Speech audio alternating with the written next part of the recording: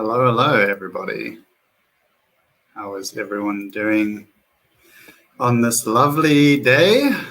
Whether you're tuning in from the USA, like Daniel, or you're on the African continent, or wherever you are, we welcome you. Today's going to be quite a fun, or maybe not fun, but definitely important topic that we'll be discussing. And as always, please drop us a comment as you come in. Hi, Tabatso. Great to see your comment there. Looking forward to some good engagement. And yeah, let's just jump right in. So today we're going to be talking about breaking the silence, help seeking, and combating stigma, right? So what does that all mean? That's today's topic. It's going to be fun. Okay, so for those of you who don't know me, I'm Daniel. My background's in psychology, done some cool stuff in the NPO sector, and most recently started Psyche Innovations, which I'll talk more about in a bit. But today we have another Daniel with us. It's just a whole group of Daniels. So Dr. Daniel Balva is a licensed psychologist within the state of Florida in the United States. He recently completed his postdoctoral psychology residency with a focus in primary care, mental health integration, and whole health at the VA Pacific Islands Healthcare System in Honolulu, Hawaii. Must be nice to do that in such a cool place. Daniel graduated from the University of Georgia with his PhD in counseling psychology from Florida International University, with his master's degree in clinical mental health counseling and rehabilitation counseling. He's also the past president of the American Rehabilitation Counseling Association, the founder of the Global Student Psychology Committee, which is where I met Daniel, working with a whole bunch of international students, which was really cool. A past student chair on the American Psychological Association's International Psychology Division, past president of the Florida Association for Multicultural Counseling and Development. Daniel's also a licensed mental health counselor, a national certified counselor, and a certified rehabilitation counselor. He has a strong passion for global mental health, capacity building, and disability education and awareness, all of which forms the basis of his research and clinical interests, as well as leadership involvement in various organizations. Daniel has done lots. There's too much to mention. Tabatso saying, well done and congratulations. Yes, he's done a lot, but he's also a really cool guy. And I'm not just saying that. So thank you for being here, Dan. It's a pleasure and truly an honor to be here with you, Daniel, and with all of our attendees as well. Awesome. So as I said, we'll be talking a bit about Psyche Innovations and what we do. We'll then be jumping straight into what stigma is, help seeking, what help seeking is, how to do it right, what can you do as an individual to help others and to help yourself. And then we'll talk a little bit about mental health resources. Right, so Psyche Innovations is the company behind Psyche Mental Health. I encourage you all to go check it out. It's an app that's focused on making mental health accessible and affordable, teaching skills that are holistic and real-world applicable, that promote your mental health and well-being, and they're all based on evidence. So the app is all about measuring your mental health, seeing how you're doing, looking at the holistic dimensions of wellness and well-being. Then it teaches psychological skills that improve your mental health, such as help seeking, which is what we're talking about today. You can then track how you're doing over time using the history function, and then you can set goals in all these important domains and related to these important skills. So sort of like breaking it down into smaller, more manageable pieces. All right, so go check it out. Today's topic, help seeking and combating stigma. Such an important topic, and we'll just jump right in. What is stigma? Daniel, what is stigma? Well, so this is a wonderfully loaded question, Daniel. So when we talk about stigma, right, we'll kind of just address some of the basics here, right? Stigma specifically as it relates to mental health pertains to misconceptions, right? Sometimes these may be uninformed, right, due to lack of awareness about mental health. And oftentimes it's due to this fear of the unknown, right? We as human beings have this fear of the unknown, things that we're not able to see, things that we're not able to categorize into neat little boxes, right? Oftentimes we have this fear of that unknown. And so when we talk about mental illness, right, it's often called the invisible disability because we can't see a mental illness, right? And so that causes oftentimes fear within the larger society. And with that fear, we see those misconceptions, right? And so when we talk about stigma, we have different types, one being public stigma. And so this could be negative or discriminatory attitudes that others may have towards mental illness in general or towards individuals with mental illness. We also see self-stigma, right? Self-stigma, which is negative attitudes, oftentimes due to internalized shame that individuals with mental illness or mental health concerns may have towards themselves and or the condition that they're experiencing. And on a I'm just large, going to jump right in there, Dan. go for it. So you talked about some common misperceptions about mental health. So I just want to put the sort of like question to the audience. What are some common misperceptions about mental health that you've heard of? And while we wait for the audience maybe to give us some of their ideas and what they think, what are some that you've heard of or seen, Dan? Another great question, right? Oftentimes misconceptions, right? Specifically when we hear those words mental health, right? Unfortunately, an initial response that we typically hear is the word crazy, right? Oh, well, I don't have a mental health concern because I'm not crazy, right? Or individuals with mental health concerns are labeled as crazy, right? And that's simply not true, right? Craziness is not any part of diagnostic categorizing or criteria for any mental illness, right? So that's typically one of those initial common misconceptions, right? You have to be labeled as quote unquote crazy to have a mental illness. I wonder, Daniel, Yeah. any that come to mind for you? Yeah, sure. There's so many, crazy, or you just got to get over it, or it's not a real thing. Depression isn't real, or, just suck it up. There's a lot of these kind of misconceptions about what mental health is, or one of the ones I also see a lot is like, you're either fine or you're mentally ill. There's like these two kind of extremes. So yeah, and I think it's damaging for the individual to hear them and believe them themselves as well. And we're talking about that sort of like self-stigma. That was the other thing I wanted to ask you about. It's like, what is self-stigma, Dan? Yeah.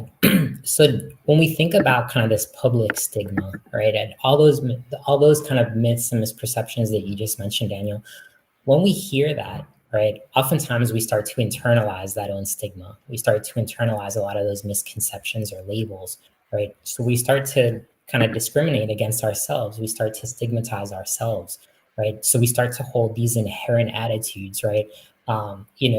Well, maybe everyone else is fine. Why can't I be fine, right? Why am I not fine? Is there something wrong with me, right? I see in the chat box kind of some comments of like attention seeker. One of the biggest misconceptions is the belief that men should not deal with their emotions and feelings because it's a sign of weakness, right? So someone who identifies as male, right, some of that self-stigma could be, well, I'm a man, right? I should get over this, right? Something is wrong with me because I'm experiencing some mental health difficulties, right? So we start to stigmatize ourselves and hold those labels towards ourselves as well. Yeah, and another one where Kaylee's talking about, seeking help or struggling with your mental health is a sign of weakness. There's something wrong with you. And we talk about it a bit later, but this kind of like, we have a lot of stigma for mental health things, but for physical health, we don't do that. You don't judge somebody for having cancer and be like, oh, just suck it up. It's not real. It's not there. Like, you should be ashamed. But we do that with mental health conditions. And yeah, it's quite unfair, isn't it? Oh yeah, 100%, right? The more we start to hear these messages, right, societal messages, public messages, the more we start to internalize them. And we see that with structural stigma on a larger basis too, right? Oftentimes, kind of in the employment setting, right, there's discriminatory job hiring practices because of misperceptions about individuals with mental illness, right, or the media, and kind of misperceptions taught there. So it's this cycle that we start to kind of internalize for ourselves as well, which is, as you mentioned, completely unfair.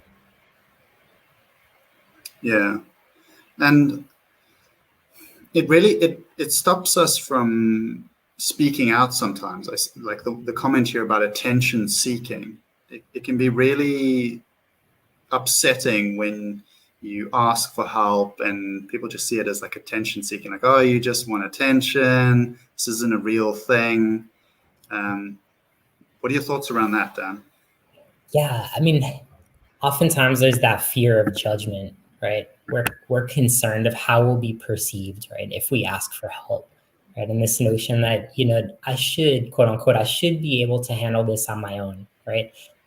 Whether we talk about, right, as the chat box had mentioned, the misconception for men to be, quote unquote, strong, right?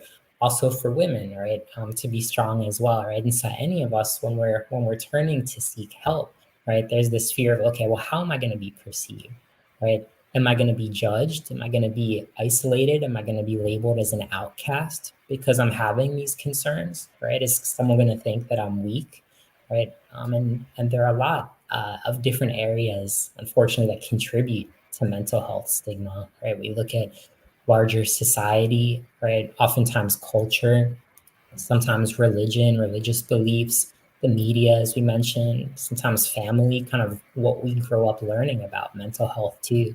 And I kind of wondered, and of course, that it impacts stigma, right? But what are some of those messages, if we take a moment, all of us, to think about what are some of those messages about mental health that we've learned about growing up, right? Or that we've heard as children or in our adolescence, right? Yeah. Boys don't cry is one that kind of like jumps out at me. But I was just thinking about like how tough stigma is, because you can have internal stigma and you're like, oh no, I don't deserve this help, or it's not bad enough, or whatever. And then maybe you get through that hurdle and you minimize self stigma. Then you might have it in your family or in your friends group where people are like, don't talk about that, that's shameful, or it's not a real thing. And then maybe you're lucky enough that you don't have it. Then you have society, and you're fine with it, your family's fine with it, but then society's judging you like, oh, that's not a real thing, or you just looking, yeah. And it's just all these levels and layers, and it can really stop people from seeking help because they're so worried that because of all these different rings of influence, is it worth it? Maybe it's just better to just keep it to myself and just pretend it's not happening. Right, absolutely, and like you mentioned, Daniel, it's this vicious cycle, right? That if we don't have that self stigma, then when we do face at some point the public stigma or the structural stigma, it could often lead us to question ourselves in our decision of seeking help as well, right? So it's this vicious cycle that until we kind of speak up and work together, right, to support one another, it's a really difficult and challenging experience for someone to navigate alone. Yeah. So you asked me what are some of the like cultural messages and stigma that I've experienced. Are there any that are sort of more prevalent in the USA, or ones that you've experienced as you grew up? Yeah, so great question, and this is something that kind of the field of psychology, at least here in the USA, we're constantly trying to battle, right? And it's the media and kind of misperceptions towards individuals with mental illness, because the media a lot of times and TV shows and movies, right? What makes for an exciting program is some action, right? Some suspense, this notion of kind of a thriller, right? And so oftentimes when we look at, depictions of murderers, or kind of stalkers in different crime series, what comes out later on is, oh, this person, this character had a mental illness, right? And what we see when we actually look at the rates of mental illness is violence is really not a component within most mental illnesses, right? And even for the very select few where maybe violent behaviors may take place, it's very minimal, right? And there are other underlying factors that contribute to it. So kind of here in the US, addressing media and how that leads to different depictions that are inaccurate. And when someone is not engaged in mental health learning or literacy, or is not having these conversations, that's the main form of learning that they're experiencing, right? Then kind of different cultural notions too. I grew up in a bicultural household. So where one culture is like, oh, well, we have the US perspective of mental health and kind of where that comes from when we talk about media, and you should handle this on your own, right? In another culture where exactly as the chat box mentioned, right, men should be able to deal with things on their own. It's a sign of weakness if you ask for help, right? And so kind of growing up now in this role as a psychologist and working to combat that, I will share, I mean, sometimes that self-stigma continues to come into play, right? Even, oh, well, I'm a psychologist. Do I really need to talk to someone, or shouldn't I be able to figure this out on my own, right? And no, we should be able to extend that level of grace and compassion to anybody, regardless of their professional background as well, right? To be able to seek help. I don't know if you have any thoughts about that too, Daniel, as a psychologist as well. Yeah, it's frustrating, to be honest. I mean, the media, like you're talking about, if there's a shooting in America or something bad happens straight away, oh, it's somebody who's got is mentally ill, and then we just want to label it as that, or and personal stigma and family stigma. Like, I also come from a multicultural family, having parents that came from different countries and grew up in completely different contexts. And there's, how the world was when they grew up and how they see the world obviously influenced me. And now, you've got to navigate all these different dimensions where who you're talking to and talking with, how comfortable are they with certain topics, and now you have younger generations that are like, oh, I have this mental illness and this mental illness, and walk around like it's a scorecard, and like, I'm winning the game. I have all of them. I mean, as an extreme example, it's not really like that. But I think that's one of the tricky things with stigma is you don't know how people are going to respond. And for example, if you go to somebody and you ask for help, which is what we're getting into next with help seeking, you don't know how somebody's going to respond. If you went and told somebody, hey, mate, I have cancer, they're going to be like, oh, okay, wow, sure, that's heavy, and let's talk about it. There's never going to be a moment of judgment, like, what did you do wrong? So I think let's jump into help seeking, because you and I are going to talk about stigma for like forever. It's such a big, complicated topic. So what is help seeking? Take us through it, Dan. Yeah, so when we talk about help seeking, it's exactly as it sounds, right? It's the opportunity and the openness, right, to seek help, right, to seek support, whatever that may look like in each of our individual contexts, right? And so what we want to think about are a few different steps here. We want to acknowledge first and foremost the need for support, right? When we talk about the need for support, it's recognizing that each and every one of us deserves support, right? It doesn't matter where we come from, who we are, what our background is. Everybody deserves a support system. Life is hard, right? There are plenty of challenges thrown our way, especially if we look at the past few years. We've all endured a global pandemic, right?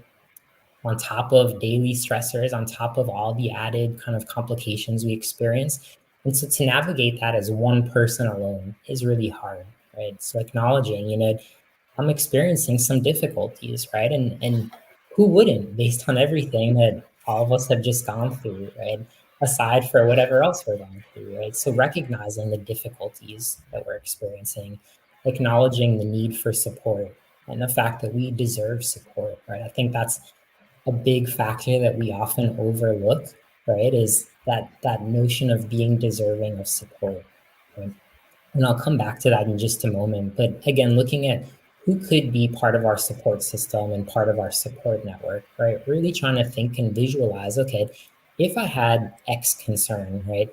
could I talk to this person about it, right? Now, if I had a different concern, could I talk to the same person or somebody else, right? So kind of mapping out what our support system looks like, right? Educating ourselves about mental health. So again, express my sincere appreciation to all those in attendance today, to all those viewing, for Daniel for hosting this programming and starting this conversation as well, and for us being able to prioritize our mental health, right?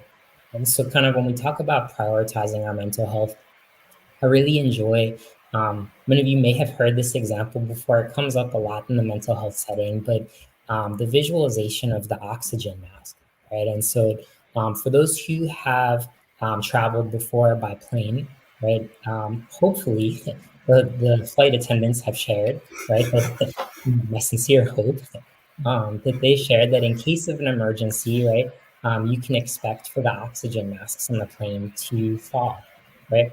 And they always share, if an emergency happens when the oxygen mask falls, make sure you put it on yourself first before putting it on anybody else, right?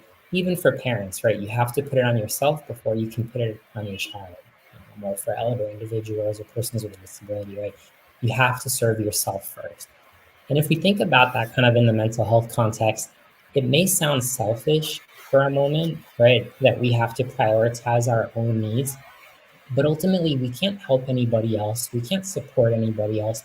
We can't go about our daily tasks unless we prioritize our needs as well and prioritize kind of our own well being. And so that's kind of, again, acknowledging the need for support, recognizing our symptoms and the difficulties we're experiencing, and really looking at, okay, how do I put the oxygen mask on myself in this moment, right? So that I can get back to my daily goals, so that I can get back to supporting whoever else I need to support as well. Yeah. I think that's such a tricky one, and it's a sort of a question I want to put to the audience as well, is what stops us from asking for help? The oxygen mask thing is great because we often prioritize, we can see when other people are struggling, and it's so well, not easy, but it's easier to tell somebody, hey, you're struggling, go speak to somebody, or you're sick, go to the doctor. But then with ourselves, we're like, no, I'm fine. Like, I'll get over it. Everything's fine. Yeah. And I want to get into that, but I want to also ask people in the audience, like, what is it that's actually stopping them from asking for help when they need it? And I'm curious what you see, Daniel, as people in your industry. Why are people not asking for help? Yeah. And I mean, there's so many reasons, right? One being a great one here in the chat box, lack of self-compassion, right? There are so many different areas as we talk about self-compassion, right? Is it that we don't believe that we're deserving of the help, right? Is it that we don't think we need the help, right? We think that we should be able to navigate it on our own. I'll share that kind of in these past few years, I've been working with veterans, and oftentimes I was in a primary care clinic where for these veterans, many of whom had been out to war, many of whom had experienced just really difficult situations, both mentally and physically, emotionally as well. Their first kind of interaction within the hospital system was with primary care doctors. And so kind of our role as psychologists within the primary care setting was to be there as kind of a first layer of support. So if a veteran was open to seeking mental health care, then they could get referred to us. Otherwise, the medical provider would try to talk some of these veterans into just being open to meeting with us, right? And so in these initial interactions, these are the first times that some of these individuals have ever sought mental health care, right? And so there's a lot of kind of education that goes into, what brings you here, right? How can we address mental health related misconceptions as well? And oftentimes it was, well, in the military, right, we're told not to seek help, or we're told that we should be able to navigate this on our own. Kind of as mentioned, men should deal with things on their own, right? Women should be able to experience, they don't want to be, emotionally kind of visible to other people, right? And so a lot of these components stop people from getting help. And one of the big ones too is, there's no time, right? I just don't have time in my schedule. And so I will share, hesitant because we're recording as well, right? So I'm here on file, right? Sharing, this notion that some hypocrisy, right? But I've often told people, just 30 minutes, 30 to 50 minutes for a session, right? Can you find that within just 1 week to be able to talk to somebody, right? We're not asking for a lot, just a half hour to an hour, right? And then for myself, when I was thinking about, okay, work is stressful, life is stressful, maybe I should talk to someone. I'm like, but I really don't have the time, right? And so kind of sitting and reflecting, I'm thinking, oh my God, I'm talking to people about how you could find 30 to 50 minutes to talk to someone. And here I am saying the same thing. I don't have the time, right? Or I should figure it out on my own. And so it happens to the best of us. There's so many different things that stop us from asking for help. It's just a matter of could we pause and reflect and think about, what's stopping us from seeking that help? How do we address that? Because oftentimes, if a good friend or family member or colleague told me that they were struggling, the first thing I would do is try to help support them, right? And then talk to them about being able to seek support as well, right? So why don't we extend that same level of compassion and grace to ourselves, right? Why are we less deserving of being able to seek that care if we would want the best care for our family, our friends, our loved ones, etc. Right? So it's about, as was mentioned in the chat box, extending that self-compassion back to ourselves and challenging a lot of those misconceptions or preconceived notions that we have as well about seeking help. Yeah, I completely relate to what you're saying. And we were talking about this earlier when I saw was like, had a really long day yesterday and it's another really long day. I mean, this is great, but it's another long day. And I'm tired and I actually need to sort of like reach out to people and be like, hey, I need to socialize. I need to do these other things that full sort of like my care and self-care. And there's a part of me that's like, well, do you deserve it? And like, why? Why do we do this? Why are we so hard on ourselves? Why do we lack the self-compassion to be like, hey, you're struggling at the moment, and that's fine. Right. That's normal. It's okay. And yeah, it's something I try to be very mindful of. Not burning out, not waiting until the wheels fall off before I do something about the problem. And you were very candid and open about it. And yeah, it's a tough topic for me, especially because I lost a brother to suicide. And it's really sad that he didn't reach out. He didn't talk about what he was going through, what he was struggling with.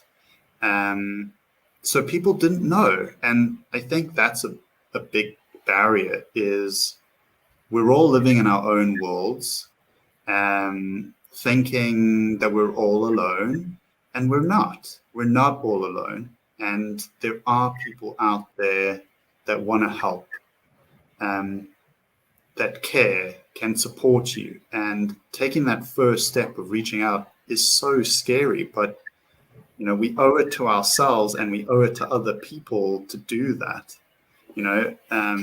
Being the sibling that's still here, I wish he had reached out, and he's gone now. And obviously that's the worst outcome, losing somebody. But I think people don't think, like, I know I'm taking it to an extreme place where there's loss and whatever, but like, why do we do this to ourselves that we don't reach out? Yeah, and I really yeah, no, I really appreciate, Daniel, you sharing that, because it's not an extreme, right? This is, unfortunately, it's a reality, right? It's not always as easy as, okay, let's just go talk to someone and everything will be okay, right? Or sometimes, again, we experience that stigma, we experience the rejection, we experience the difficulties that we live in a very fast-paced world, right? Where we don't always take the time to ask someone, "Hey, how are you?" Right? Or a lot of times it's so ingrained in us, right? you say, how are you? And I said, oh, I'm good. How are you? I'm good. Okay, let's get to what we need to get to, right?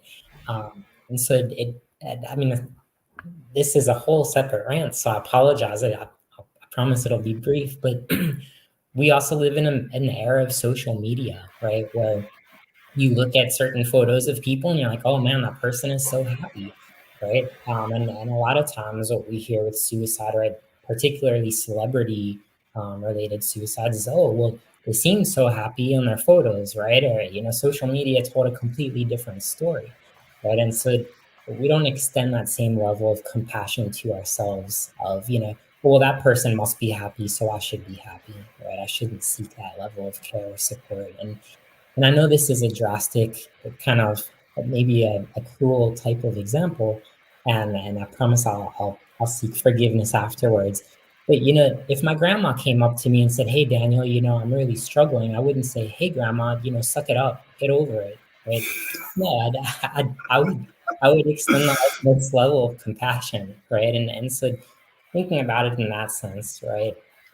How do we extend that same level of compassion to ourselves as well, right? If someone else is deserving of that, we are as well. It's just a matter of continuously trying to recognize that and accept that and acknowledge it and remind ourselves of that too. Yeah. If you take nothing from this, or you want to share this with a friend or whatever, you deserve, I'm looking at the camera, whoever you share this with, you deserve love and help and support. And if you need it, please seek it. So that's my little outreach. Do it. So yeah, it's hard, and I understand that it's hard, and there's all this stigma, but people just do it. Go get the help. Reach out. People love you. People care about you. So I guess that's a segue into sort of like this next little topic here is why do we hesitate to seek help, and what are some of the obstacles to getting help? Yeah. So why do we hesitate, Daniel? Yeah, so kind of, as we've spoken about, right, kind of fear of judgment from others, right? Sometimes it's even, that self-judgment. Maybe it is that no one else will judge us, but we're judging ourselves, right? So that could be another one. But oftentimes this fear of others judging us, this notion of shame, right? Embarrassment, whether it's due to that self-stigma or public stigma, right? Lack of understanding, right? Sometimes we genuinely don't know how to seek help. And this is a big thing that I've often heard from in teaching from former students. I've heard from colleagues. I've heard from family members even, right? Even myself, one of the first kind of projects that I was assigned kind of going through graduate school was, try looking for a therapist, see what the experience is like, right? Because if someone says I'm interested in therapy, and I were to provide them with additional resources for a therapist, right? What is that process like? And to be perfectly honest, it can be tough, right? A lot of times, I apologize for lack of a better example, it could feel like, going through dating profiles, right? Of, oh, well, does this person seem like a match? I'm reading their biography, I'm reading their experiences. Could I match with them? Could this be a good mesh, right? And so sometimes even that could be difficult and kind of overwhelming too. Financial barriers as well could be a big one. Cultural stigma, depending on where we live, right? Oftentimes, both within kind of society at large and within our individual cultures, right? Or the culture of the community where we live, all of those could impact hesitation as well. Also kind of denial, right? And again, that fear of the unknown. Oftentimes when I've met with patients for the first time, they said, well, am I going to get locked up if I tell you that, I've had thoughts of suicide, or I've had thoughts of, harming myself, or, I've had some thoughts, right? There's no plan, there's no intention, but, I've thought, hey, life is hard, right?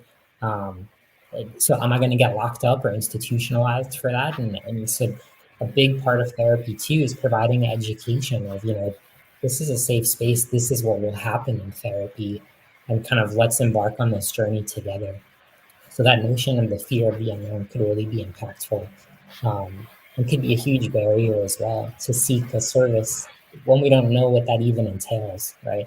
Or when the only thing we've heard about is from the media, right? Depictions of kind of what therapy looks like, which could be scary if that's what we're basing on too. Yeah, 100%. So when you were talking about, choosing a therapist or talking to somebody, because some people, treatment is the right way. Talking to a therapist is 100% the solution. But for a lot of people, the first person they reach out to might be a GP, or it might be a friend, or it might be a family member. And, some people unfortunately have really bad first experiences. I spoke to somebody last night who was talking about, he went to a psychologist and it was terrible. He had a terrible experience. Like, psychology is, not for him. And I'm like, man, I'm really sorry you had that negative experience. And I think that first negative experience is particularly tough for young people, because if you're a teenager or you're just a young person, often you reach out to your peer group first. And especially if you're experiencing emotions or you've been through something that your peer group can't relate to, they might not all have the maturity to talk about that topic. And then they can actually make you feel bad. And I'm wondering, I actually experienced that when I was a teenager. I opened up to people about things that were going on in my life, because I'd been through quite a lot quite early on. And a lot of them were like, whoa, we don't do that here. We don't talk about that, like deer in headlights. And I'm wondering if, what are your thoughts on that, Daniel? What can we do? And my knee-jerk reaction is like, go tell somebody else. Maybe you'll be better the second time around. But I'm wondering what your thoughts on that. Yeah, and it's such a good and important question. I'll share that, when I often meet with clients or patients for the first time, I do explain to them, hey, I might not be, the perfect fit for you, and that's okay, right? But my hope is that here within the mental health setting, that you're open to continuing until you find a provider that's right for you, right? Where you do find that match. And that's kind of why I mentioned like that dating profile, right? Not to romanticize therapy, right? But I always tell clients, you want to find a good match with your therapist, someone who will challenge you, right? But who will also be respectful of your needs.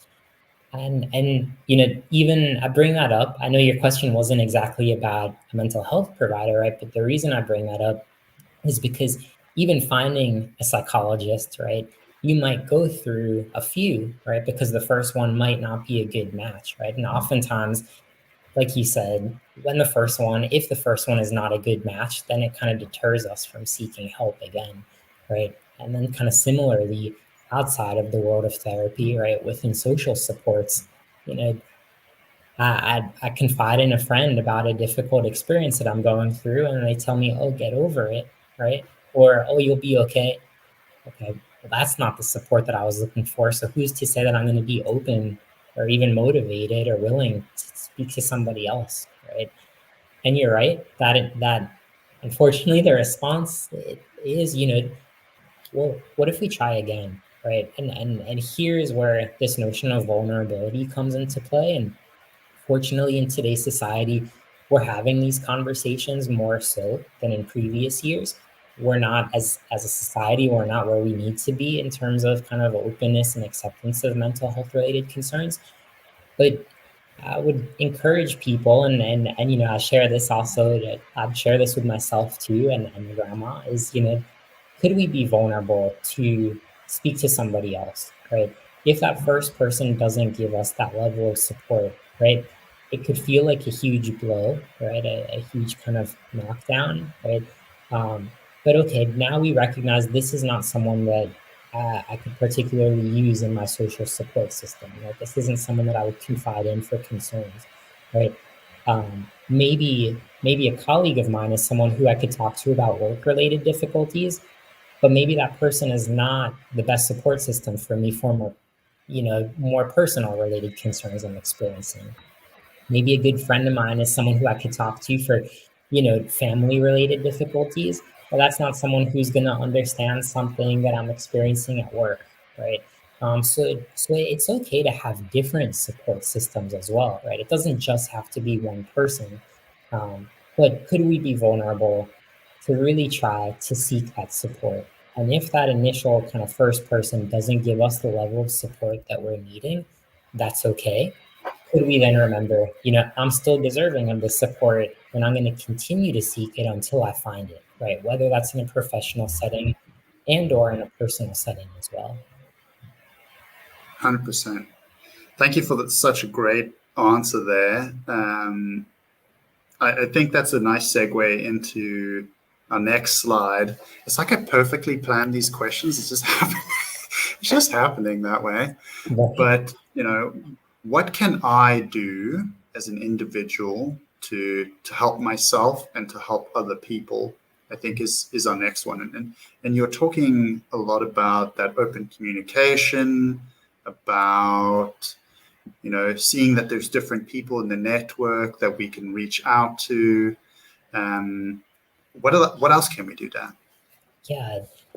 So a few different things, right? One being kind of, I know you touched on this earlier, Daniel, kind of the differences between kind of the medical side versus the mental health side.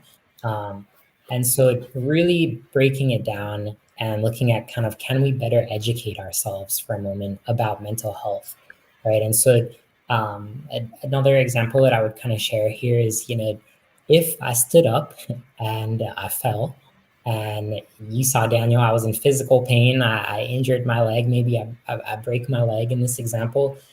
My hope would be that you would tell me, hey, seek some medical care, right? Go to a doctor, get that checked out, right? Of course, I would likely do this. I'd complain first about me being clumsy, and then I'd probably go immediately to a doctor, right? And oftentimes, sometimes we try to figure stuff out on our own, whether it's home remedies for medical concerns.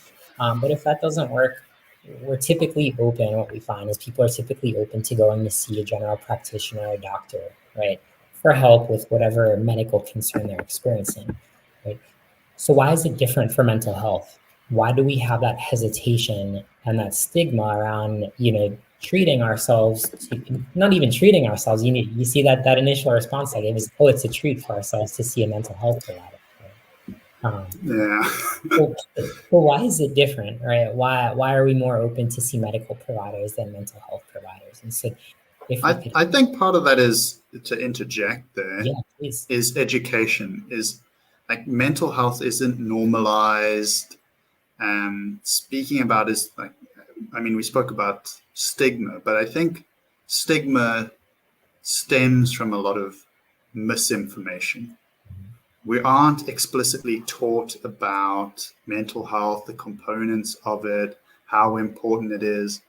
I remember going to school and learning about all these viruses that I can catch, and about blood, and all the physical health things, but nobody really took the time to discuss mental health. And in South Africa, there's kind of this joke. I don't know if you guys have it in America, but it's like, oh yeah, I went to school and I learned trigonometry, but I can't, I don't know how to pay my taxes, and like there's this list of things that we feel like we should have been taught at school. And of course, I'm biased. I went into psychology, so I'm going to say that we should be taught about psychology and mental health at school. But I think that's really part of it, is our emotional intelligence is low, that having these conversations feel awkward. And I've realized that, like, I'm an adult now. I'm not going to say how old I am, but having these conversations with my peer group and people older, there's still, like, you think like, oh, with a certain amount of maturity and age and life experience that these conversations become easier, but they don't. I don't think they do, because nobody's actively trying to learn and grow and share stories. And I think that kind of like exacerbates the problem. I don't know what you think about that, Dan. Yeah, I think even for those who do try to share stories, right, sometimes the initial response from someone else is, well, this is way more than I bargained for, right? all I asked you was, how are you? And now you've just told me you're having a terrible day, right? What do I do with that? Right. And so a lot of times, right, it's, even we may be open to having these conversations, but then someone else doesn't really know how to respond. Right. And so kind of, again, could we pause from this fast-paced world that we live in just for a moment and look at educating ourselves about the importance of asking, how are you? Right. But even more so than that, could we look at, okay, well, what do I do with that? Right? Can I support someone in this moment of need? Right? Someone's having a bad day. Could I just validate them for a moment? Right? Could I do that? And even that could make the world of a difference. Right? So that education of mental health, right? That education of what does it look like to support somebody, and that education of, can I support someone? Can I be that person for someone else? And can I be open to seeking and finding that person for myself too? Yeah, 100%. As you were talking about that, it reminded me to ask our audience the question of how can we create a supportive environment for people seeking mental health support? Such an important question. And not to pat myself on the back, but it makes me think of how I try to, in all my relationships, or like friends and stuff with, people you work with, it's tricky, or associates, but I try to create a relationship where it's open and they can tell me anything. And life gets busy, and sometimes, unfortunately, we do fall into the habit of like, how are you doing? Fine, fine. And then like, you just kind of like move on, and you don't always have the time to sit with somebody properly and listen and really empathize and whatever. But sometimes we do, and people really need it, and we need it for ourselves. And you don't know the difference you're going to make in somebody's life. A friend of mine, we keep talking about suicide, not that that's the only thing that people struggle with, and the only, like, we're not trying to say that you should only seek help if you're feeling suicidal. There are many reasons to ask for help. They don't even have to be mental health related. They can be about anything. So anyway, but this good friend of mine was struggling with their mental health, and later told me that the reason they didn't end up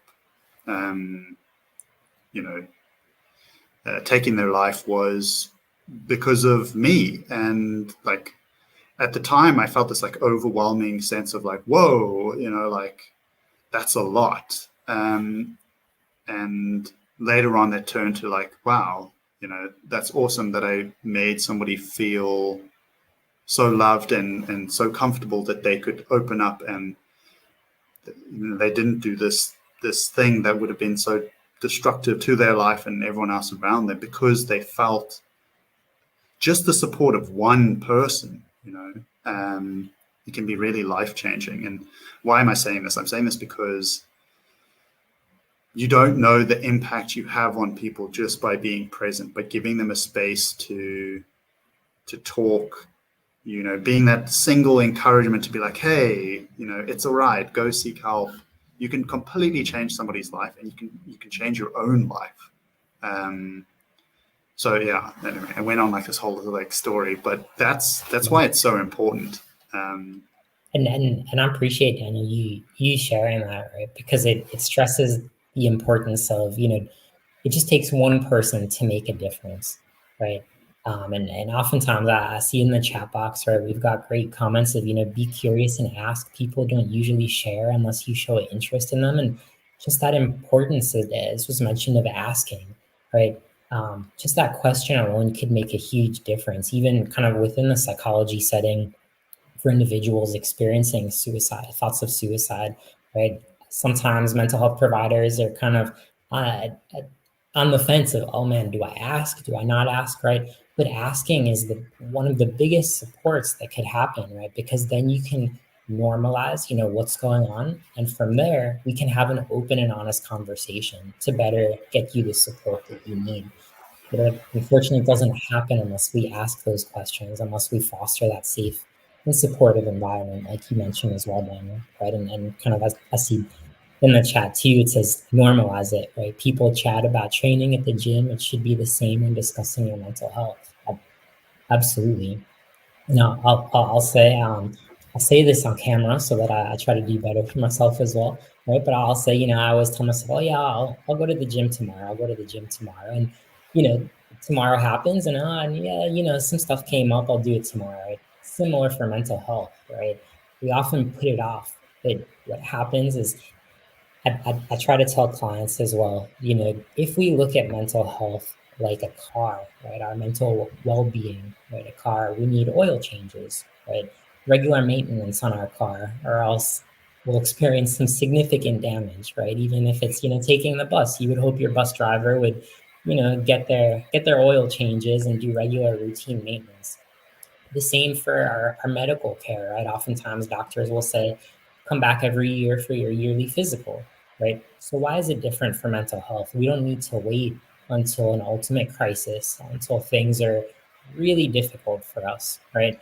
And I tell that to patients too, kind of when discussing education about mental health in the beginning, when we talk about, what are your experiences when you hear mental health, right? What are your thoughts about mental health? What are your thoughts about being in this room with me right now? And oftentimes it's, oh, well, I don't think I'm crazy enough to be here, right? Or, I don't know why I'm here, right? And oftentimes it's normalizing, as was mentioned in the chat box, and discussing, even if it's routine care, right? Just to kind of check in, that's okay as well, right? And if we don't have the resources to do that with a mental health provider, again, doing that within our support system as well is also okay.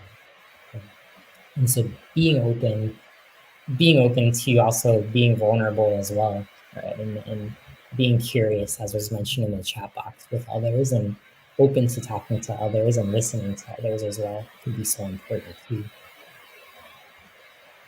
Yeah, 100%. So I think that could be a good segue into talking about mental health resources. Obviously, there's so many different resources that people can use that suit their lifestyle and how they like to engage with things to help improve their mental health. Professional help being one of them. We won't get Daniel to talk about this list, otherwise he's just going to sell speaking to a therapist because he's a therapist. I'm joking.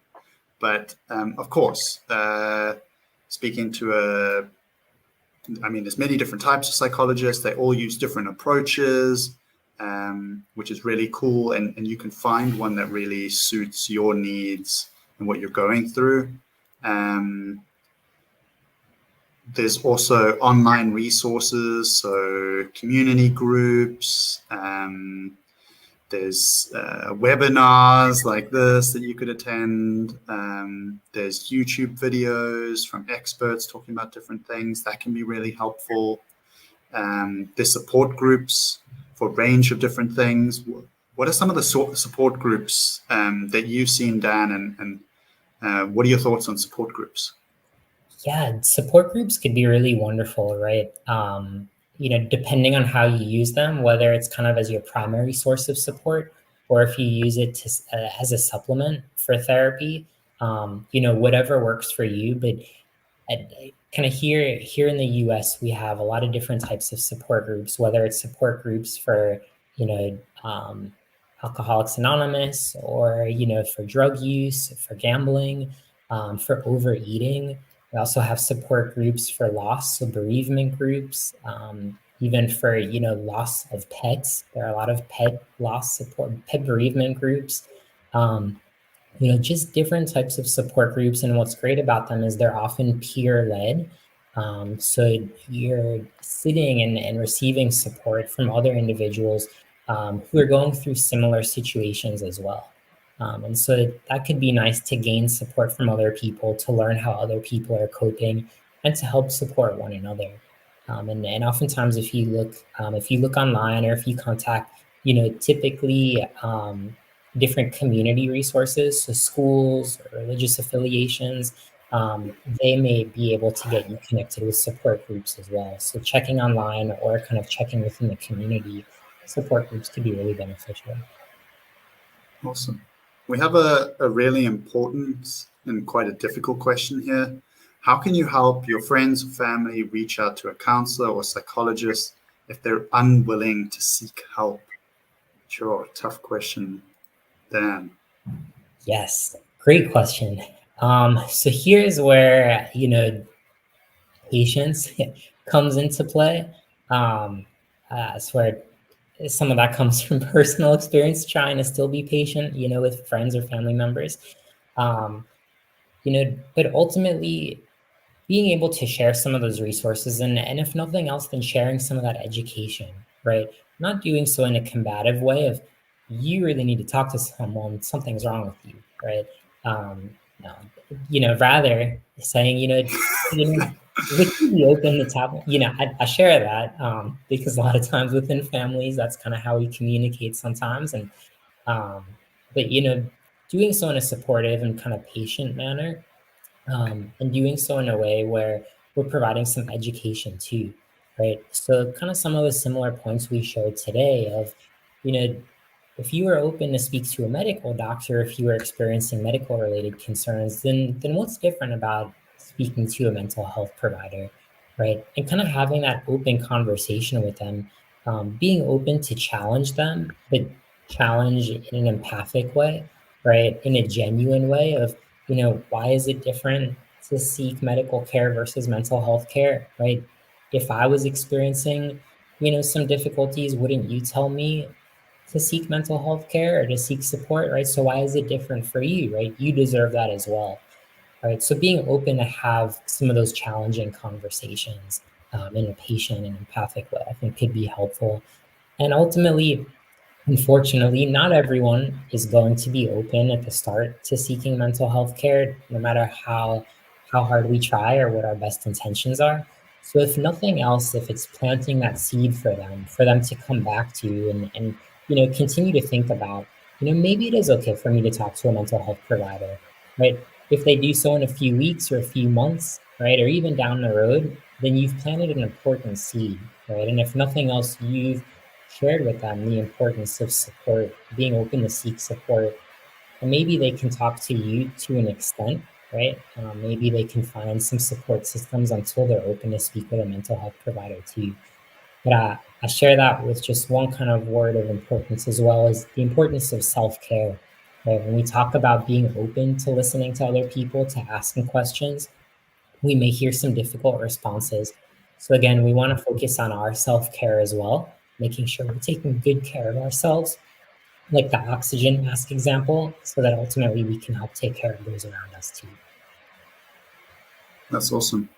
Daniel, I wonder if there was sort of like instrumental things, because you talked a lot about addressing knowledge and beliefs and attitudes with our friends or family. But is there something like a behavior that we can actually do that will really kind of, I don't want to say force the hand, but really strongly encourage friends and family to go seek care? Like, should we say, oh, I'll come with you to the first session, or you send them the like online search page? Like, are there things that might work? Or So I wish it was as simple as saying, here's a proven method, right? Unfortunately, I'll share, sometimes I have this difficulty or this challenge with family and friends as well, right? Even as a psychologist, I have family members say, it's great what you're doing. I would never talk to a psychologist though. Right? And it's like, okay, well now where do we go from here, right? Unfortunately, man, I get that too. right?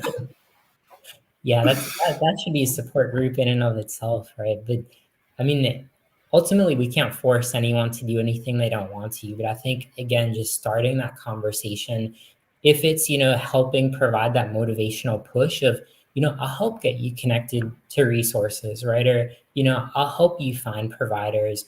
Or if you want, I could go to the first session with you. We want to make sure we're not kind of overstepping our boundaries. But whatever we can do to support them, ultimately it's going to be their decision, assuming they're adults, right? It's going to be their decision, but we can take every step possible to support them in that. And I swear I wasn't asked to do this, but the Psyche Mental Health app is really a wonderful resource as well. And I promise I'm not just saying that, but looking for resources like Psyche Mental Health, where if someone's not open to seeking mental health care, then being able to access some of these resources on their own just to get better acquainted, if nothing else, and then that could even provide a helpful first step too. And so if I may just share, my appreciation, Daniel, for the work that you and your team are doing, because you're really helping start these conversations. You're helping provide these physical resources that, oftentimes are really difficult to access. So I think that's another wonderful resource that's out there as well. And from the comfort of a telephone that you can access, I think it's just wonderful. Thanks, Dan. I really appreciate that. Yeah, I encourage people to go check it out. It has connections to hotlines and crisis centers for those that are needing that. We teach help-seeking skill and go through all the sort of like processes to make it a little bit easier. So check it out. Of course, there's all these other different resources. And something we just want to stress is it's okay to ask for help, no matter where you are, where you feel the wheels are really coming off the bus, or, you're just starting to think, hey, promotion prevention, saying, oh, I'm maybe starting to struggle. I'm about to go into a hard patch. Maybe let's reach out to my resources. You don't have to wait till it's too late to feel it's justified to reach out. Thank you very much, Dan, for your time. Thank you to everyone for being here. It was great to discuss stigma, what help seeking is, what we as individuals can do to help ourselves and help others. And obviously we briefly went over some of the key resources that people can use. Please use them. And as always, you can find us on social media, and please go check out our app. Once again, thank you very much, Daniel. It was an absolute pleasure. Thank you, Daniel, and for all those who attended. And if I may just leave off with a quick question for people to consider, right? Just kind of reflecting on, what's one thing that you can do to help ask for help, right? What's something that you can do for yourself to ask for help in these upcoming days, right? And what's something that you can do to help provide that help for somebody else as well, right? So trying to think of those action steps. And again, the resources shared today, these conversations and the wonderful work that Daniel and his team are doing are great. So thanks, Daniel, for having me, and for all the attendees for being here today. Thanks very much, Dan. Great questions. Cheers.